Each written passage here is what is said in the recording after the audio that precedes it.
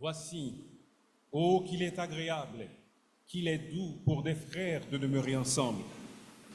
C'est comme l'huile précieuse qui, répandue sur la tête, descend sur la barbe d'Aaron, qui descend sur le bord de ses vêtements. C'est comme la rosée de l'Hermon qui descend sur les montagnes de Sion, car c'est là que l'Éternel envoie la bénédiction, la vie pour l'éternité. Chers amis, frères et sœurs dans le Seigneur, bonjour. Quel bonheur de pouvoir nous retrouver ici ce matin dans la communion. Et nous pouvons expérimenter ce que dit le psalmiste. Il dit qu'il est doux, qu'il est agréable pour des frères de demeurer ensemble. Disposons nos cœurs à jouir de ce moment de communion fraternelle et également de communion avec notre grand Dieu.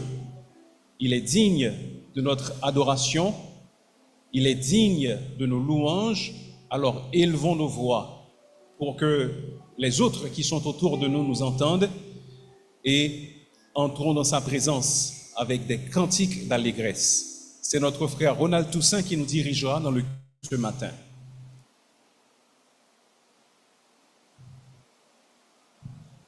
Frères et sœurs, bonjour. J'espère que vous avez eu une bonne semaine.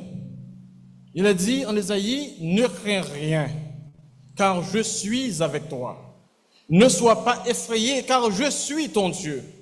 L'Éternel, notre Dieu, est avec nous et ce matin, nous pouvons avoir la quiétude d'esprit. » Je vous invite à vous mettre debout et nous allons entonner les paroles du cantique se trouvant au numéro 82 de notre livret. Présence ou pichet, passez l'or. Présence ou pi douce, passez miel.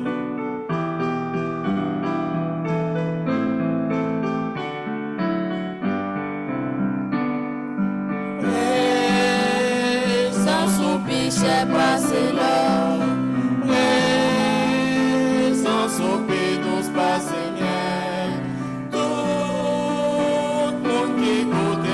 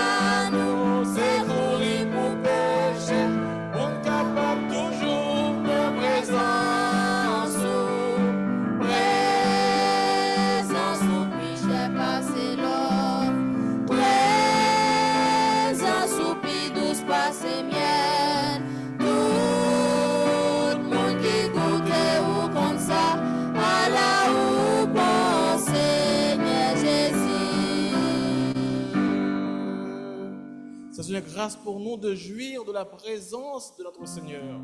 En guise de doxologie, je vous invite à entonner avec moi, Père, je t'adore, le numéro 2 de notre livret.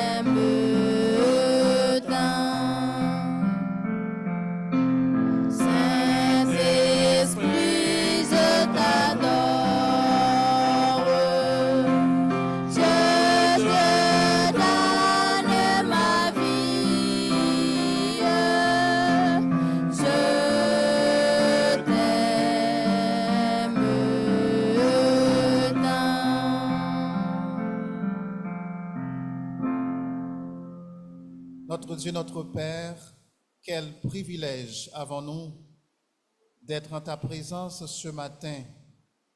Quel privilège avons-nous de pouvoir nous présenter devant ton trône de grâce.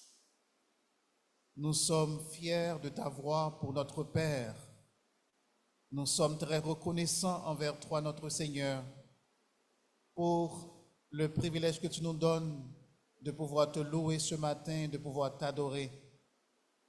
Merci de nous avoir choisis avant même la fondation du monde pour que nous soyons tes enfants. Merci pour le don du salut. Merci pour ton Saint-Esprit qui est en nous, Seigneur, qui fait son habitation en nous et qui nous guide tous les jours de notre vie. Aide-nous, Seigneur, à ne pas attrister ton Saint-Esprit. Certains d'entre nous l'ont fait au cours de cette semaine, que ce soit par nos paroles, nos actions, nos attitudes. Nous voulons mettre au pied de la croix ce matin nos péchés, nos iniquités. Et nous te demandons, en vertu du sang de Jésus, de nous purifier, de nous sanctifier ce matin, Seigneur, pour que nous puissions t'adorer en esprit et en vérité. S'il y a des gens qui sont attristés, des gens qui sont découragés, qui sont avec nous ce matin, que ce soit dans l'enceinte de l'Église ou en ligne, nous te demandons de permettre à ce que ce culte d'adoration soit pour eux une source d'encouragement. S'il y a des gens qui ne te connaissent pas, nous te demandons, Seigneur, de toucher leur cœur au cours de ce culte d'adoration pour qu'ils prennent la décision de se donner à toi, Seigneur.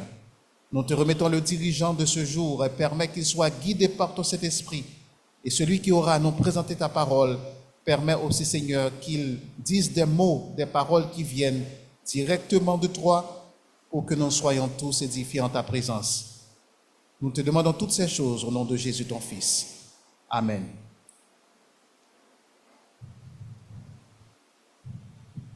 Vous allez devoir rester debout pendant un certain temps. Nous allons tout d'abord lire au psaume 11, du verset 1er au verset 7. Nous allons faire une lecture alternative. Ensuite, nous allons entonner à son nom la gloire. Psaume 11, du verset 1er au verset 7.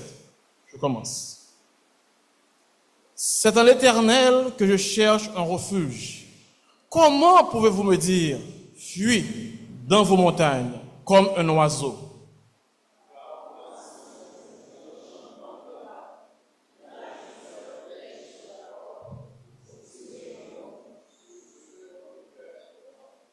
Quand les fondements sont renversés, le juste, que ferait-il? L'Éternel est dans son saint temple. L'Éternel a son trône dans les cieux. Ses yeux regardent, ses paupières sondent les fils de l'homme. L'Éternel sonde le juste. Il hait le méchant et celui qui se plaît à la violence. Il fait pleuvoir sur les méchants des charbons, du feu et du soufre, un vent brûlant et le calice qu'ils ont en partage. Ensemble, car l'Éternel est juste. Il aime la justice. Les hommes droits contemplent sa face. Amen. À son nom, la gloire. Je vous invite à entonner ce chant avec moi pour continuer à glorifier notre Seigneur.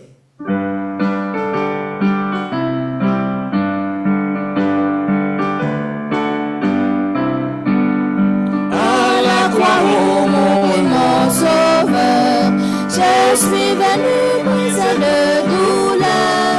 À son sang purifie à mon cœur. À son nom la gloire. À son nom la gloire. À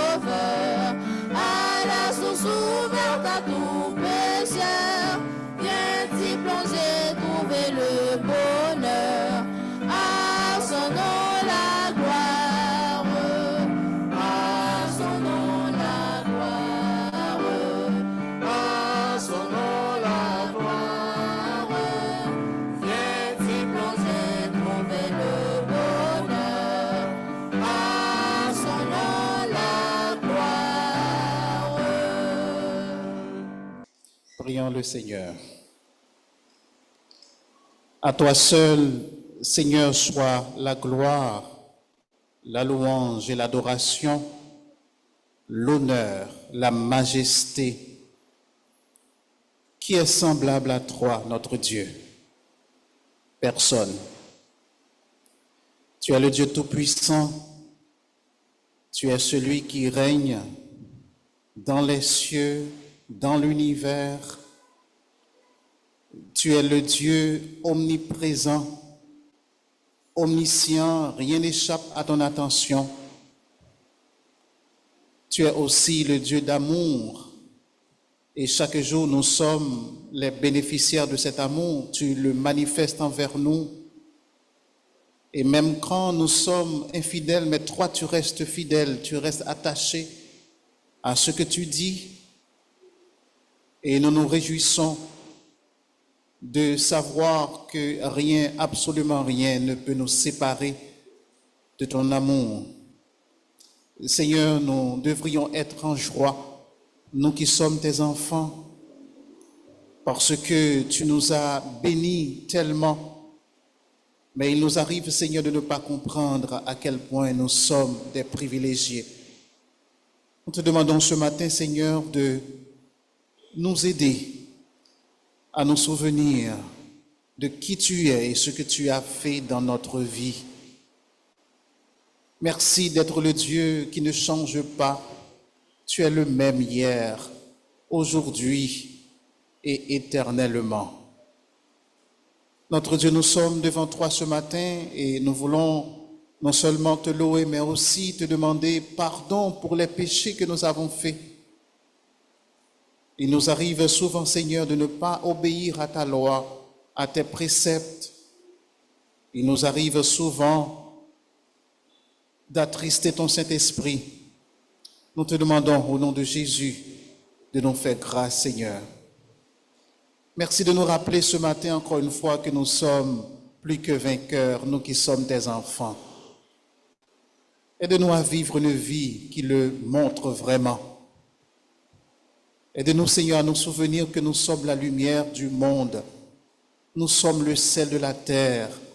Par conséquent, notre mode de vie doit refléter notre identité en Christ. Père, nous voulons te remettre l'Assemblée Shalom. Merci pour ce ministère. Merci, Seigneur, pour ce que tu as fait à travers nous.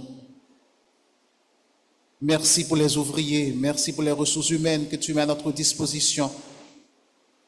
Aide-nous, Seigneur, à être toujours reconnaissants envers toi. Nous voulons te remercier particulièrement ce matin pour le club de 5 jours que nous avons eu au cours de cette semaine. Merci, Seigneur, pour les enfants qui ont pris la décision de se donner à toi, Seigneur. Merci pour ces nouvelles âmes qui sont venues à toi, Seigneur. Nous prions que ces enfants grandissent dans ta parole et qu'ils deviennent de véritables bénédictions pour ton Église.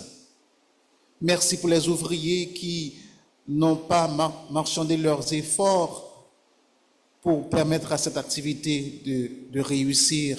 Nous prions que tu les bénisses de façon spéciale, Seigneur.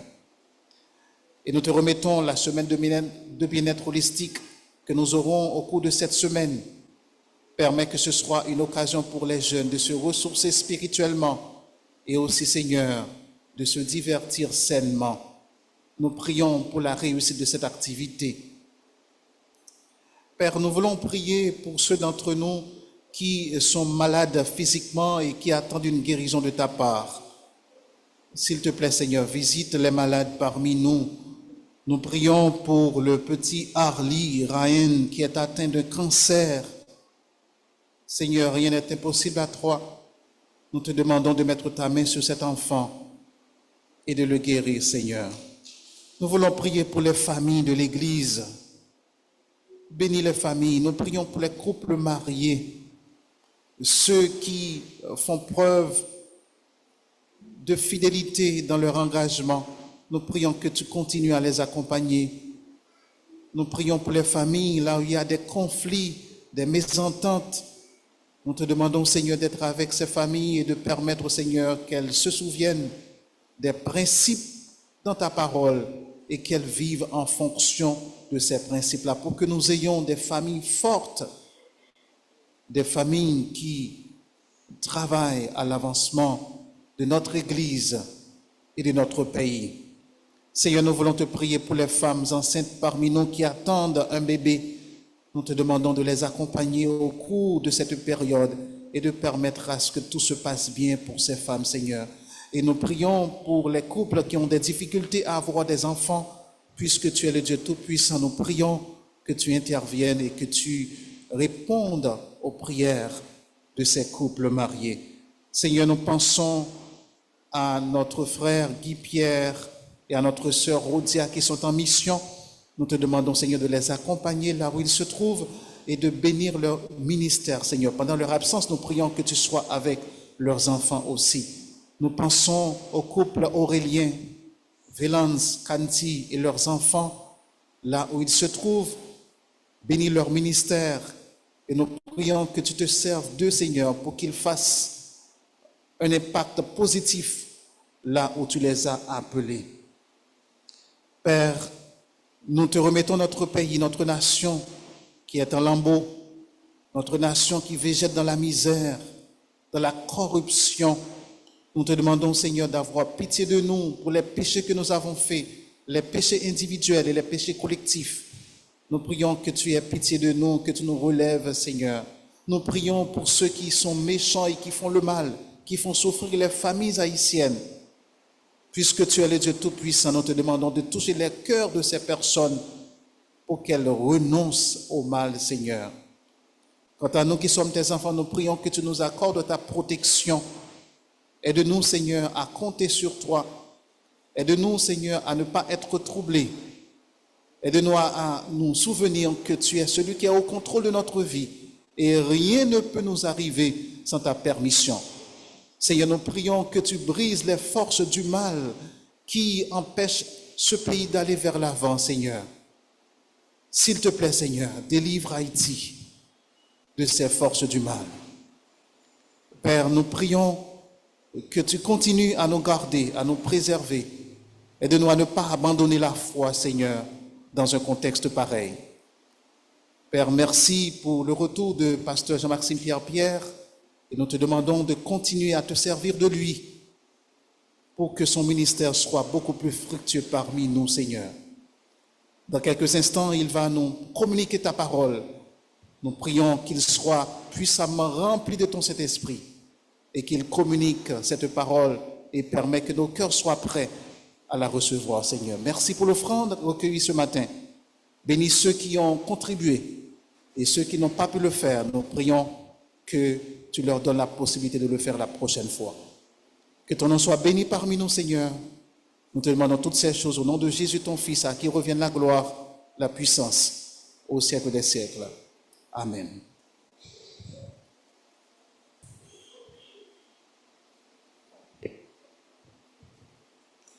Matthieu chapitre 5, versets 21 à 37.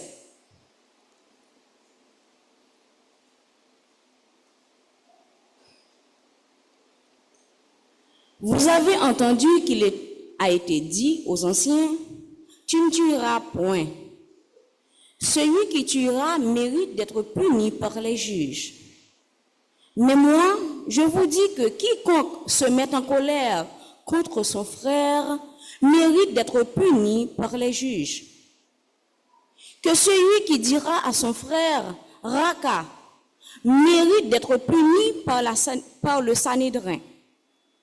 Et que celui qui lui dira « insensé » mérite d'être puni par le feu de la géhenne. Si donc tu présentes ton offrande à l'autel, et que là, tu te souviennes que ton frère a quelque chose contre toi, laisse là ton offrande devant l'autel, et va d'abord te réconcilier avec ton frère, puis viens présenter ton offrande. Accorde-toi promptement avec ton adversaire pendant que tu es en chemin avec lui, de peur qu'il ne te livre au juge, que le juge ne te livre à l'officier de justice, et que tu ne sois mis en prison. Je te le dis en vérité, tu ne sortiras pas de là que tu n'aies payé le dernier cadran. Vous avez appris qu'il a été dit, tu ne commettras point d'adultère. Mais moi, je vous dis que quiconque regarde une femme pour la convoiter a déjà commis un adultère avec elle dans son cœur. Si donc ton œil droit est pour toi une occasion de chute, arrache-le et jette-le loin de toi. Car il est avantageux pour toi qu'un seul de tes membres périsse et que ton corps entier ne soit pas jeté dans la géhenne. Et si ta main droite est pour toi une occasion de chute, coupe-la et jette-la loin de toi.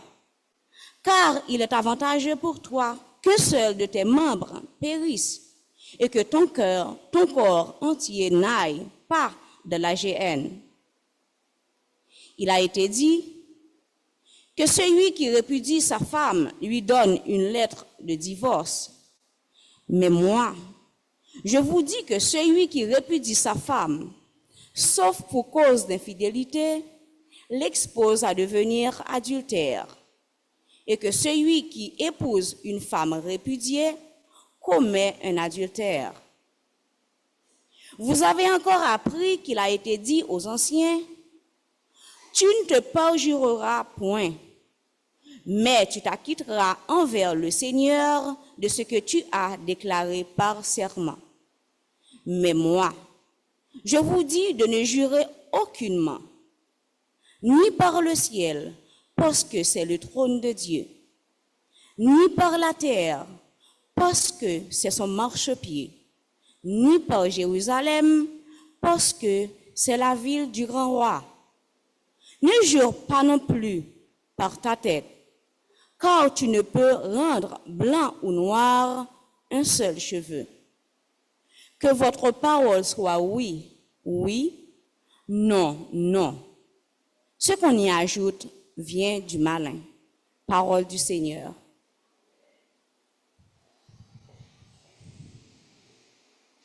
Nous disons merci à notre sœur Jacqueline, cadeau l'amour.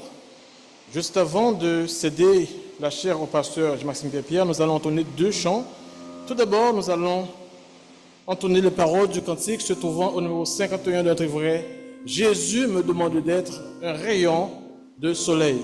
Après ce chant, l'assemblée va se mettre debout pour entonner Prends ma vie, elle doit être.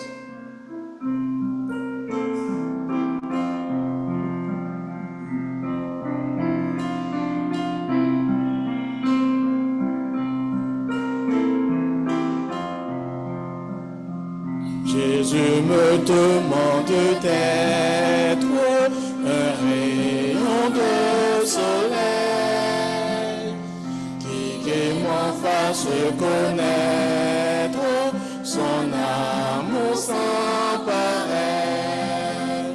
Un rayon de joie, un doux rayon de soleil que Jésus envoie. Oh, quel bonheur sans pareil. Jésus me demande d'être un rayon bienfaisant, comme un reflet de ce maître, aimable et complaisant. Un rayon de joie, un doux rayon de soleil que Jésus envoie. Oh, quel bonheur sans pareil. Oh, que m'oubliant moi-même, je ne m'efforce plus que d'être pour ce que j'aime, un reflet de Jésus, un rayon de joie, un doux rayon de soleil que Jésus envoie.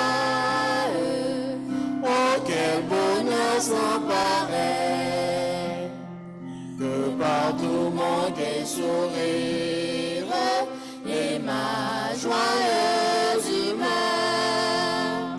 Soit un beau mât qui soupire et réjouisse un cœur. Que Jésus m'emploie et qu'il me rende pareil au rayon de joie, au doux rayon de soleil. Notre vie ne nous appartient plus parce que le Seigneur a payé pour cela. Donc je vous invite à vous mettre debout et nous allons entonner les paroles de ce cantique. Prends ma vie, elle doit être à toi seul, au divin maître. Prends ma vie, elle.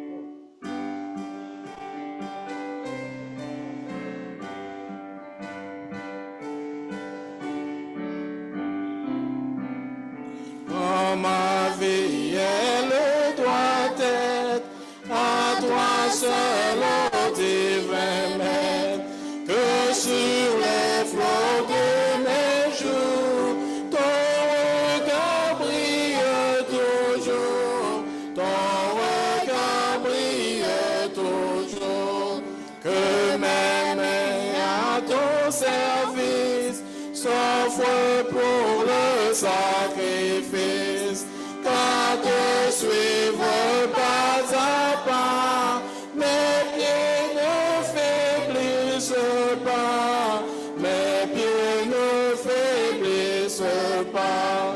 Prends ma voix et qu'elle chante, ta grâce auguste et touchante, par mes lèvres que ton nom parle aux pécheurs de pardon, parle aux pécheurs de pardon, que mon esprit s'illumine de ta sagesse divine. Prends mon argent et mon or, et toi ce soir mon trésor, et toi ce soir mon trésor, que ma volonté devienne la servante de la tienne.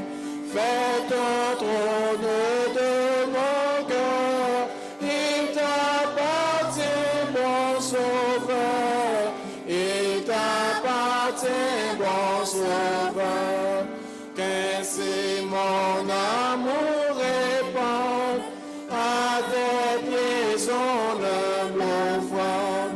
Prends-moi dès mes premiers jours, tout à toi seul pour toujours, tout à toi seul pour toujours. Merci, vous pouvez vous asseoir. J'appelle pasteur Jean-Maxime Pierre pour le message de la parole de Dieu.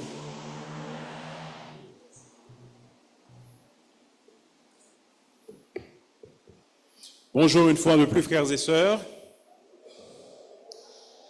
C'est pour moi une joie de pouvoir vous retrouver après quelques semaines de repos, d'absence.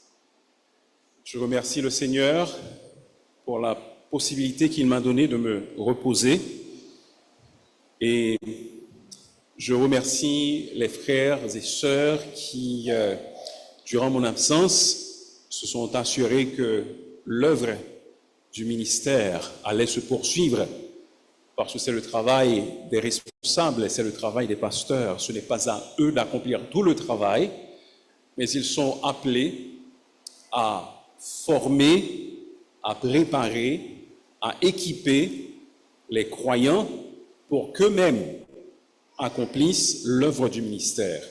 Donc, je tiens à remercier en particulier Pasteur Telusma, les diacres et tous ceux qui ont contribué à la bonne marche de l'Église durant mon absence.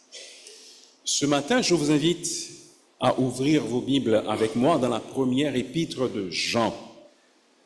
Nous serons à la fin du chapitre 3 et au début du chapitre 4. Mais avant que nous lisions le texte du sermon de ce matin, j'aimerais rappeler, comme l'annonce a été faite, qu'une nouvelle classe de baptême et d'affiliation est prévue pour dimanche prochain. Ça débute dimanche prochain. C'est donc à 8 heures, à l'heure de l'école du dimanche, au bureau de l'Église. Si vous êtes intéressé à participer à cette classe, je vous prie de me contacter. Et donc c'est à la fois une classe de baptême et aussi d'affiliation.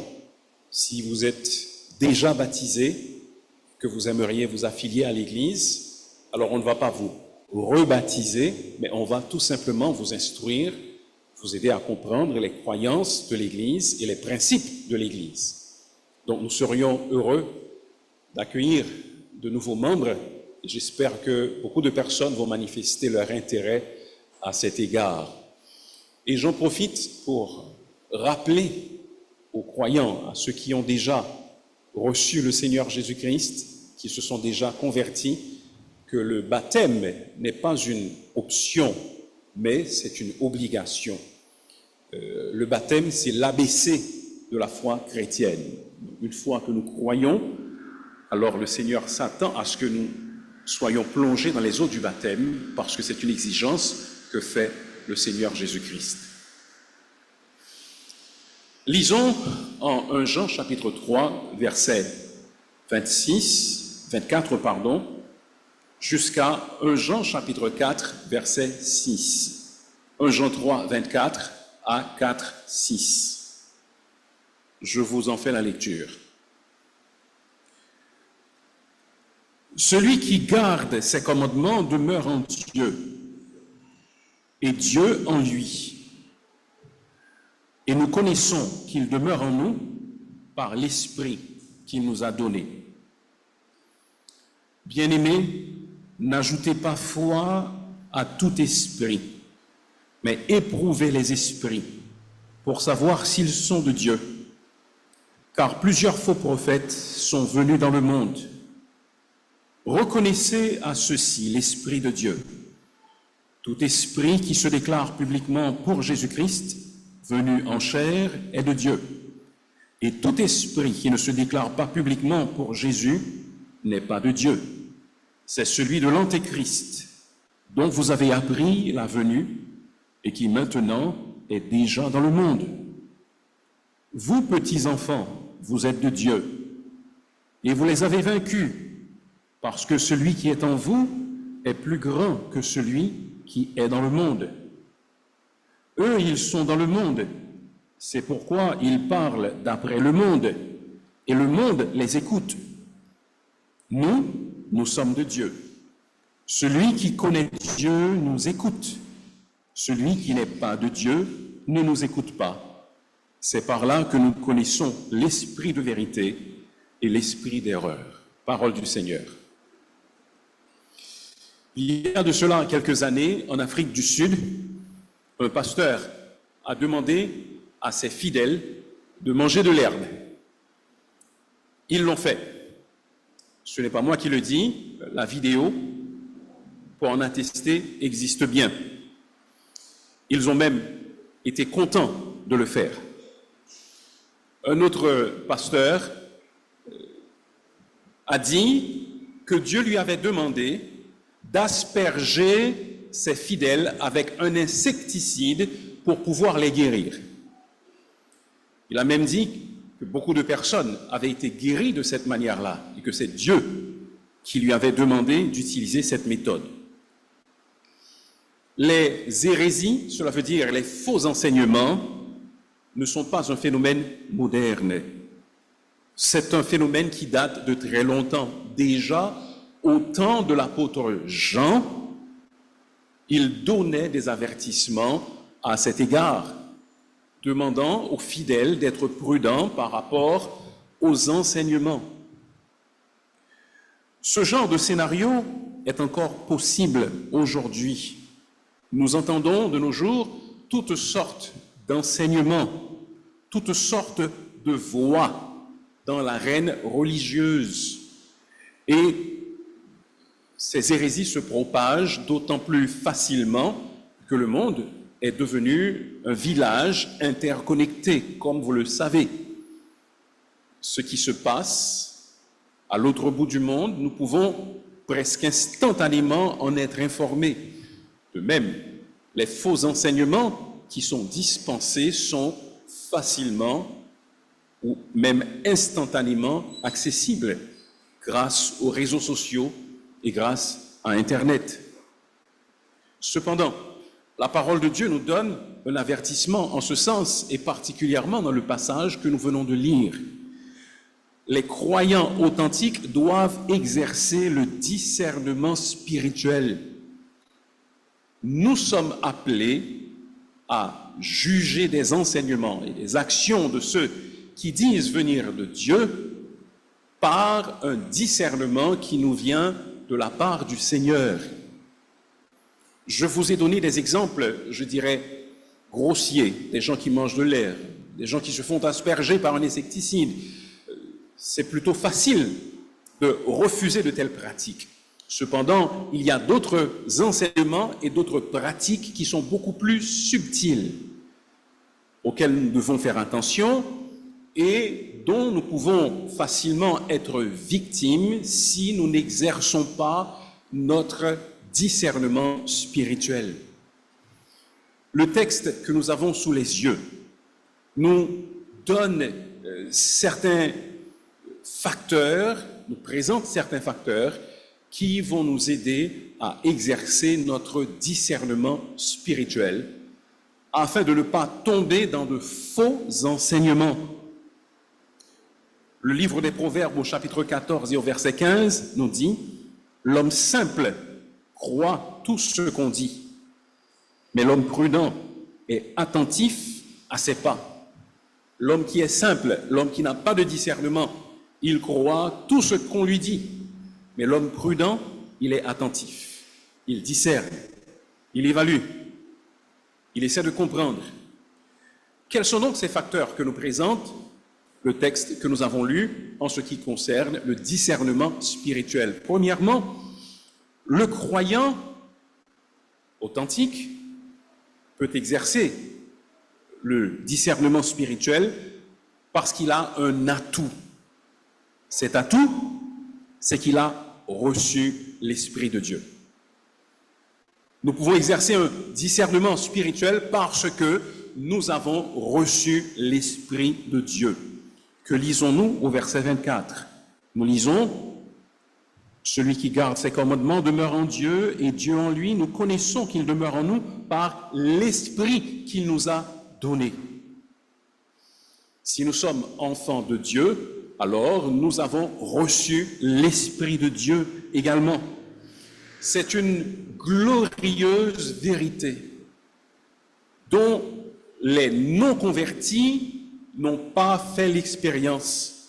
Cependant, lorsque nous ouvrons notre cœur à Jésus-Christ, en plaçant notre foi en lui pour recevoir la vie éternelle, eh bien, nous recevons le Saint-Esprit. Et le Saint-Esprit, c'est le signe que nous appartenons véritablement à Dieu. C'est ainsi que nous lisons en Romains chapitre 8 et le verset 9, « Si quelqu'un n'a pas l'Esprit de Christ, il ne lui appartient pas. » En effet, le Seigneur Jésus-Christ a promis que le Saint-Esprit viendrait. Il a dit, « Il vous conduira dans toute la vérité. » Nous avons le Saint-Esprit en nous et Jésus a promis que le Saint-Esprit va nous conduire dans la vérité. Et c'est pour cela que nous sommes capables d'exercer notre discernement spirituel. Parce que le Saint-Esprit, il est justement là pour cela, pour nous conduire dans toute la vérité et pour nous permettre d'éviter le chemin de l'erreur. De même, dans ce même livre dont provient notre texte de ce matin, plus particulièrement au chapitre 2 et au verset 27, l'auteur dit « Pour vous, l'onction que vous avez reçue de lui demeure en vous. » L'onction, c'est l'Esprit. Et vous n'avez pas besoin qu'on vous enseigne, mais comme son onction vous enseigne toutes choses, et qu'elle est véritable, et qu'elle n'est point un mensonge, demeurez en lui selon les enseignements qu'elle vous a donnés. Littéralement, l'onction, c'est quoi? L'onction, c'est l'application de l'huile sur un objet ou sur une personne en vue de sa consécration à Dieu. C'est ainsi que, par exemple, dans l'Ancien Testament, on procédait à l'onction des rois. David avait été oint par Samuel. On oignait également les sacrificateurs, les prêtres, lorsqu'ils devaient entrer en fonction. Certains prophètes étaient également oints. Et l'onction est utilisée comme une image, comme un symbole du Saint-Esprit. Donc j'en dis que nous avons reçu l'onction du Saint-Esprit. Le Saint-Esprit a été appliqué dans notre cœur, dans nos vies, et ainsi nous pouvons marcher dans la vérité. Lorsque nous naissons dans une famille, dans un pays, certaines choses nous viennent de manière tout à fait naturelle. Nous n'avons pas besoin qu'on nous enseigne à parler notre langue maternelle. Cela vient de manière naturelle. Nous ne faisons qu'écouter ceux qui parlent autour de nous et nous captons la langue. Certes, en grandissant, nous aurons besoin d'apprendre la grammaire. Nous aurons besoin d'élargir, d'enrichir notre vocabulaire. Cependant, la langue que nous entendons parler autour de nous, lorsque nous grandissons, c'est cette langue que nous parlerons. De même, le Saint-Esprit nous dirige naturellement quand il vient dans notre cœur. Cette direction, bien sûr, devra être affermie par la parole de Dieu, par l'enseignement systématique de cette parole, par la vie dans la communauté du peuple de Dieu. Mais le fondement est déjà établi à la conversion parce que nous avons le Saint-Esprit en nous. Et si nous sommes à l'écoute du Saint-Esprit, il nous dirigera dans la vérité. Notre guide, donc, contre les faux enseignements, c'est le Saint-Esprit. Et nous devons demander au Saint-Esprit de nous diriger dans la vérité. Avez-vous déjà eu l'impression très nette que l'enseignement religieux ou spirituel n'était pas conforme à l'enseignement biblique? Avez-vous eu l'impression qu'un soi-disant prophète, qu'un soi-disant pasteur n'est pas dans la vérité? Et lorsque vous avez consulté les Écritures, vos soupçons ont été confirmés, vous vous êtes rendu compte que cette personne était vraiment dans l'erreur? Eh bien, c'était le Saint-Esprit à l'œuvre dans votre cœur qui vous montrait que cette personne était dans l'erreur et qui travaillait à vous garder dans le chemin de la vérité. Donc, vous avez le Saint-Esprit en vous et vous pouvez exercer le discernement spirituel. Ne suivons pas la foule, mais demandons à Dieu de nous montrer la vérité. Nous avons besoin constamment de comparer l'enseignement des hommes avec l'enseignement de la parole de Dieu. Et si nous sommes attentifs, si nous faisons comme les chrétiens de Bérée, alors nous n'allons pas tomber dans l'erreur. En Actes chapitre 17 et le verset 11, il est dit que les Juifs de Bérée avaient des sentiments plus nobles que ceux de Thessalonique et qu'ils consultaient chaque jour les Écritures pour voir si ce qu'on leur disait était exact. Donc, ils comparaient constamment ce qui leur était enseigné, ce qui leur était dit avec la parole de Dieu. Donc, le Saint-Esprit, de concert avec la parole de Dieu, nous garde sur le chemin de la vérité. Il y a de cela quelques jours, j'ai reçu un lien sur un groupe. Ce lien avait été envoyé par un pasteur respectable. Et j'ai cliqué sur le lien, le message était bon, mais par la suite, juste par curiosité, j'ai regardé ce qui était dit sur cette même page après ce message. Et voici à peu près le message que j'ai commencé à entendre. Il n'y a personne de plus méchant que le Dieu de la Bible. Même pas Satan. Parce que c'est Dieu qui a tué beaucoup de gens lors du déluge. Quelque chose de ce genre. Automatiquement, j'ai arrêté. Je n'ai pas continué à écouter. Mais automatiquement également, un verset m'est venu à l'esprit. La parole de Dieu dit que Satan est meurtrier. Ce n'est pas Dieu qui est meurtrier, mais c'est Satan qui est meurtrier. Dieu est amour. Eh bien, pourquoi est-ce que j'ai été en mesure de ne pas tomber? C'est parce que je sais ce que dit la parole de Dieu. C'est parce que je sais que la parole de Dieu dit que Satan est un menteur dès le commencement et qu'il est également un meurtrier. Dieu n'est pas meurtrier. Dieu manifeste sa colère contre toute impiété, certes, mais ce n'est pas Dieu qui tue, c'est Satan qui est meurtrier. Voyez-vous, c'est ainsi que vous pouvez contrecarrer les faux enseignements, les fausses doctrines des faux docteurs, en vous laissant diriger par le Saint-Esprit et en connaissant la parole de Dieu. Un deuxième point que nous devons retenir en ce qui concerne l'exercice du discernement spirituel, c'est que le croyant a un devoir. Vous avez pour devoir d'éprouver les esprits. C'est ce que nous dit le verset 1er du chapitre 4. Bien-aimés, n'ajoutez pas foi à tout esprit, mais éprouvez les esprits pour savoir s'ils sont de Dieu. Car plusieurs faux prophètes sont venus dans le monde. Nous avons pour responsabilité, deuxièmement, d'éprouver les esprits, si nous voulons exercer le discernement spirituel. Par esprit, car Jean dit qu'il faut éprouver les esprits, il faut entendre la source d'inspiration spirituelle dont jaillit ce que nous entendons dans l'enseignement des soi-disant prophètes, pasteurs et hommes et femmes de Dieu. Il faut les éprouver, cela veut dire qu'il faut les tester, il faut les mettre à l'épreuve, il faut analyser ce que disent ces personnes, il faut les mettre à la lumière de la révélation divine. Jean, dans ce passage, informe ses lecteurs que des enseignants de fausses doctrines sont déjà à l'œuvre, mais derrière l'enseignement de ces docteurs agit une force qui les inspire. Et c'est cette force que Jean demande de tester et d'éprouver. Quelle est la force qui inspire ce que disent ces personnes?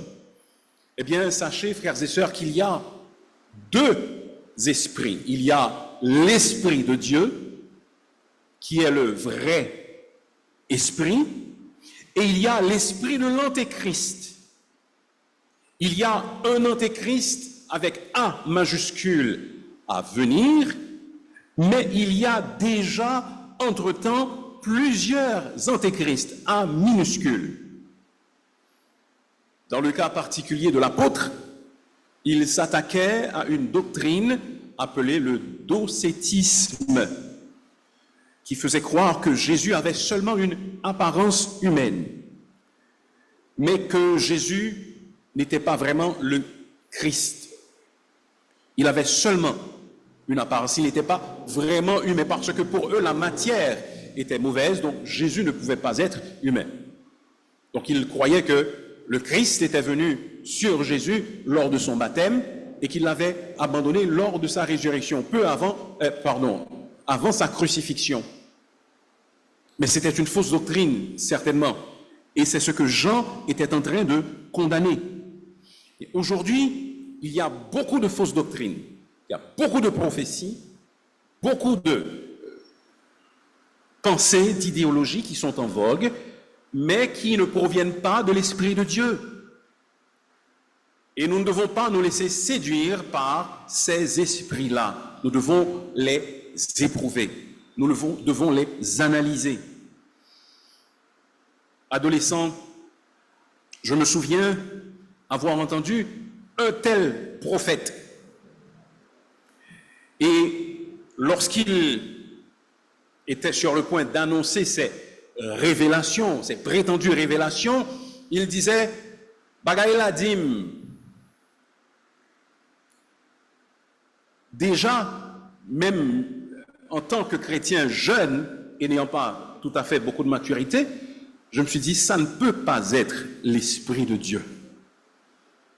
Quelqu'un ne peut pas parler de l'Esprit et dire « Bagay la dim ». Ça ne peut pas être l'Esprit de Dieu. Il y a quelques années, vous allez vous souvenir de certains de ces récits que je vais partager avec vous. Il y a de cela quelques années, un soi-disant pasteur avait déclaré qu'il y aurait un tremblement de terre précédé de fortes pluies. C'était en 2020. Il a dit également qu'il y aurait une éruption volcanique et que Dieu n'allait pas revenir sur sa décision. 5 ans plus tard, ce n'est toujours pas arrivé. Il avait même dit que Dieu lui avait parlé et que 90% des habitants de Port-au-Prince et de Léogane allaient mourir. Est-ce que vous vous souvenez de ça? D'autres messages ont circulé et continuent de circuler. Dans l'un d'entre eux, la personne dit qu'elle a vu le pays inondé et que seuls ceux qui feraient passer le message auraient la vie sauve au sein de cette catastrophe. Il y a plus de 5 ans de cela. La catastrophe n'est toujours pas arrivée. Et savez-vous, beaucoup de gens, beaucoup de croyants se sont amusés à relayer ces messages, à les faire passer. Savez-vous pourquoi? C'est parce qu'ils n'ont pas exercé leur discernement spirituel. On ne peut pas prendre n'importe quel message et le faire circuler. Je me rappelle, un peu plus récemment, certaines prophétesses, une servante de Dieu a dit, écoutez, ne sortez pas, si vous devez sortir, alors il faut boire 7 gorgées d'eau et dire le sang de Jésus, le sang de Jésus, le sang de Jésus, etc. À quoi cela rime-t-il? Ce n'est pas l'Esprit de Dieu qui inspire ce genre de pensée. Et nous devons exercer notre discernement spirituel pour rejeter de telles idées. Si l'Esprit de Dieu dirige un prédicateur, un pasteur, alors celui-ci doit confesser que Jésus est le Christ, qu'il est venu dans la chair, c'est-à-dire qu'il est humain. Il ne doit rien ajouter ni rien enlever de l'enseignement du Seigneur Jésus-Christ. Sa prédication, son enseignement doit être conforme à la doctrine de Jésus. Si ce n'est pas le cas, il s'agit de faux enseignements et nous devons rejeter cet enseignement par l'exercice de notre discernement spirituel parce que Dieu nous a donné le Saint-Esprit. Certains groupes enlèvent à Jésus sa divinité et ils disent qu'ils ne voient en lui qu'un homme. Ne vous engagez pas dans des études avec de tels groupes, parce que c'est une doctrine fausse. Certains, comme les Mormons, c'est un enseignement connu, disent que Jésus est le frère de Satan. Oh, si vous rencontrez un Mormon en pleine rue, il ne va pas vous le dire, car il sait que cela va vous effrayer, mais c'est dans leur doctrine. Alors, nous ne pouvons pas suivre de tels enseignements. Il y en a beaucoup d'autres qui sont également à la mode de nos jours. On vous dit par exemple qu'il faut planter une semence pour pouvoir recevoir des bénédictions de la part de Dieu, pour pouvoir être délivré, pour pouvoir être guéri, pour pouvoir devenir riche. Ça également, c'est un faux enseignement. Et gare à vous si vous prenez plaisir à écouter de telles personnes, parce que c'est contraire à la volonté de Dieu. Nous ne devons pas nous amuser à faire passer de tels enseignements non plus, parce que c'est contraire à la volonté de Dieu. Écoutez, vous allez dire, mais cette personne dit beaucoup de bonnes choses, certainement, mais c'est là que c'est dangereux. Et c'est là justement que vous avez besoin de discernement. Parce que lorsqu'il y a 90-95% de vérité et qu'il y a 5% d'erreur, eh bien c'est là, vous allez avaler l'erreur. Sans même le savoir. Parce que vous êtes habitué à entendre 95% de vérité. Je ne dis pas que nous pouvons, quiconque peut prétendre avoir 100% de vérité. Peut-être que nous allons nous tromper, mais ce sera de bonne foi. Et ce ne sera pas en contradiction ouverte avec la parole de Dieu.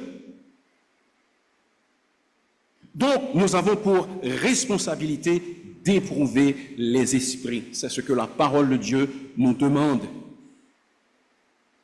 Si nous éprouvons les esprits derrière les prophéties, derrière certaines annonces, derrière certaines doctrines, nous comprendrons que ce n'est pas le Saint-Esprit, car ces propos sont en contradiction avec la parole de Dieu. Troisièmement, le croyant peut exercer ou doit exercer son discernement spirituel parce qu'il a une assurance. Il a l'assurance qu'il a déjà vaincu les faux enseignants. Le chapitre 4 et le verset 4 nous dit ceci: vous, petits enfants, vous êtes de Dieu et vous les avez vaincus parce que celui qui est en vous est plus grand que celui qui est dans le monde. Nous avons la puissance en nous de vaincre ces faux docteurs, ces faux enseignements, parce que celui qui est en nous est plus grand que celui qui est dans le monde. Donc si vous tombez victime de ces faux docteurs, de ces faux enseignants, ce n'est pas que vous n'ayez pas la puissance ou la capacité de résister, mais c'est parce que vous vous laissez aller. Car si le Seigneur Jésus-Christ est véritablement votre sauveur, vous avez la capacité de vaincre les faux docteurs.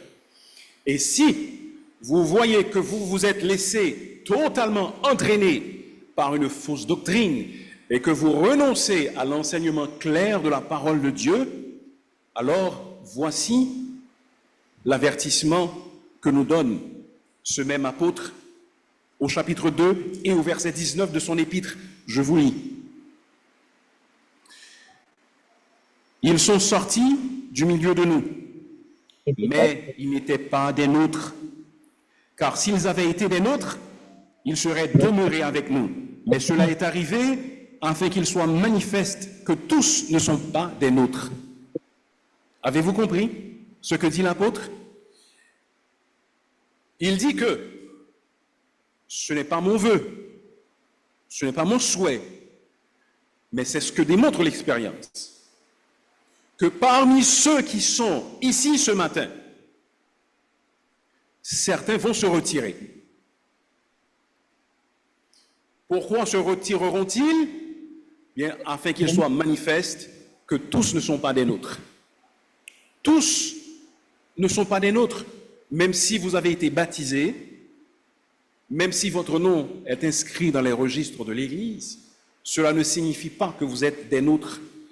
Quand nous disons des nôtres, pas juste de l'Assemblée Shalom, mais que vous appartenez au peuple de Dieu. Si jamais donc vous vous laissez entraîner jusqu'à tourner le dos au Seigneur Jésus-Christ, ne gardez pas le vain espoir d'un salut éternel, parce que vous venez de donner la preuve par 4 que vous n'appartenez pas au Seigneur Jésus-Christ. Parce que ceux qui sont au Seigneur, ils ont déjà vaincu ces faux docteurs. Celui qui est en eux est plus grand que celui qui est dans le monde, c'est-à-dire Satan.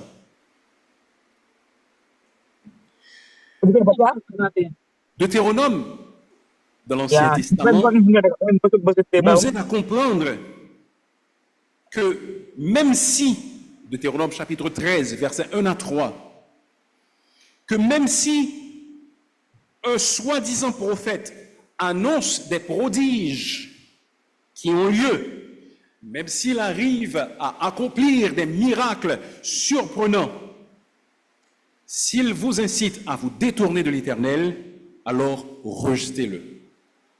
Avez-vous compris? Beaucoup de personnes disent, mais il arrive à faire des choses extraordinaires. Écoutez, le critère principal pour évaluer le ministère d'un pasteur, d'un docteur ou autre, ce ne sont pas les miracles, ce ne sont pas les signes qu'il a accomplis, Ce ne sont pas ses réalisations, mais c'est sa conformité à la parole de Dieu. Même s'il accomplissait de grands miracles, s'il n'est pas fidèle à la doctrine de la parole de Dieu, comme le dit Deutéronome chapitre 13, versets 1 à 3, il faut le rejeter. Il ne faut pas l'écouter. Et Deutéronome chapitre 18 nous fait savoir également que si ce que dit le prophète ne s'accomplit pas, c'est parce que Dieu ne l'a pas envoyé. Il ne faut pas l'écouter.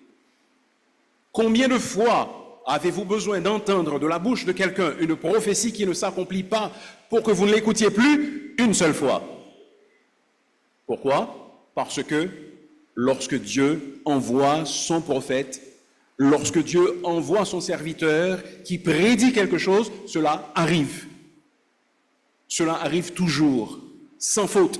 Et c'est ce qui montre que cette personne est véritablement un prophète, un envoyé de Dieu, selon Deutéronome chapitre 18 et le verset 22.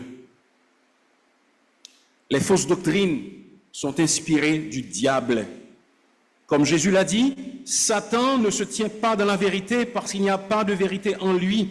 Lorsqu'il profère le mensonge, il parle de son propre fond, car il est menteur et père du mensonge. Lorsque quelqu'un dit parler de Dieu, mais qu'il ment, eh bien, c'est parce que cette personne est inspirée par le diable. Nous n'avons pas à nous laisser prendre au piège des faux enseignements, au piège des fausses doctrines. N'acceptons pas de faire d'études avec des groupes qui n'acceptent pas Jésus tel que la Bible le révèle. Ne contribuons pas aux œuvres des ténèbres parce que Jésus-Christ vit en nous. Faisons attention aux doctrines qui se répandent comme des traînées de poudre à travers le monde. Faisons attention aux prédicateurs, aux soi-disant apôtres, parce que si leur parole n'est pas conforme à ce que nous enseigne la Bible, l'esprit qui les anime, ce n'est pas le Saint-Esprit. Le croyant authentique doit donc exercer le discernement spirituel. C'est possible d'exercer le discernement spirituel parce que vous avez un atout qui est le Saint-Esprit que vous avez reçu de Dieu. Nous devons exercer le discernement spirituel parce que la Bible nous le demande, éprouver les esprits. Et nous avons une assurance, c'est que nous pouvons être vainqueurs des faux docteurs, car celui qui est en nous est plus grand que celui qui est dans le monde. Parfois, l'ennemi ne fait pas de ravages de manière ouverte, mais il essaie d'infiltrer le troupeau de Dieu. Parfois, des gens viennent parmi nous comme des agneaux, mais ce sont des loups destructeurs, voraces, qui sont là pour créer un véritable carnage dans le troupeau de Dieu, carnage sur le plan spirituel. Ce sont des loups ravisseurs. Alors nous devons les démasquer et nous devons rester près du Seigneur qui nous a aimés et qui s'est livré lui-même pour nous. Un récit intéressant nous est rapporté dans l'Ancien Testament en rapport à la vérité que nous sommes en train d'étudier ce matin. Plus particulièrement en 1 Roi au chapitre 22. Nous n'allons pas prendre le temps de lire le passage car ce serait trop long, mais je vais vous en résumer le contenu. Voici ce que nous lisons en 1 Roi au chapitre 22. Le roi d'Israël, Akab, propose au roi Josaphat, qui est un bon roi, Josaphat de Juda, de l'aider à reprendre une ville. Josaphat accepte d'aller au combat avec Akab. Souvenez-vous, Akab, c'était un roi pervers, méchant, idolâtre. Josaphat demande, que dit l'Éternel à propos de cet engagement? Alors Akab fait venir 400 prophètes. Et tous, ils promettent la victoire à Akab. Cependant, Josaphat demande, mais est-ce qu'il n'y aurait pas un prophète de l'Éternel? Parce que ces 400 prophètes n'étaient pas des prophètes de l'Éternel, c'était des prophètes d'Akab. Alors, Akab répond à Josaphat pour lui dire, oui, il y a un certain prophète, un certain Michée, mais je ne l'aime pas. En fait, je le déteste. Parce que dès qu'il prophétise, il ne dit rien de bon à mon sujet. Mais on fait chercher Michée. Alors, Michée annonce, dans un premier temps, de manière ironique, il dit à Akab, vas-y, comme te disent les autres prophètes qui annoncent la victoire, vas-y, monte et tu seras victorieux. Mais tout le monde pouvait voir, par le ton du prophète Michée, qu'il n'était pas sérieux, que c'était de l'ironie. Alors Akab a insisté pour que Michée lui dise la vérité. Alors Michée lui a dit qu'il allait mourir, qu'il a vu le peuple comme des bergers sans brebis, comme des brebis sans berger, dispersés sur les montagnes. Il a expliqué que Dieu lui avait donné une révélation et qu'il avait vu une rencontre d'esprits qui s'étaient approchés du trône de Dieu et qu'un esprit avait dit qu'il allait mettre un esprit d'égarement parmi les prophètes d'Akab. Et c'était exactement ce qui s'était produit. Cependant, malgré l'avertissement que donna Michée, Akab se décida d'aller à la guerre.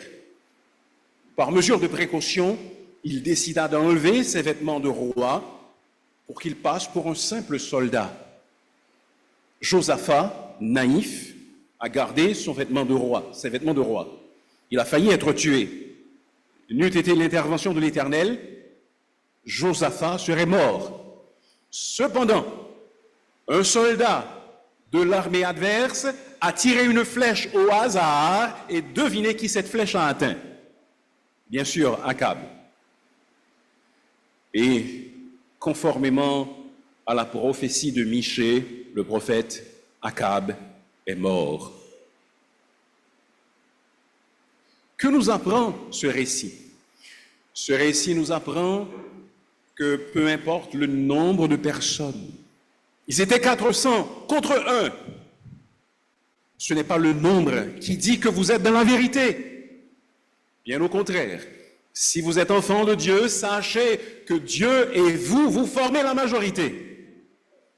Même quand des millions seraient contre vous, si vous êtes à côté de Dieu, alors c'est vous qui êtes dans le camp de la majorité.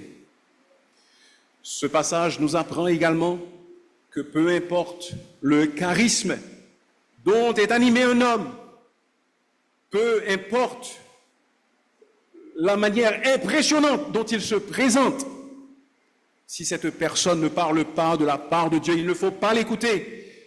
Et que si nous persistons à écouter cette personne, ça peut nous conduire à notre perte, voire à notre mort.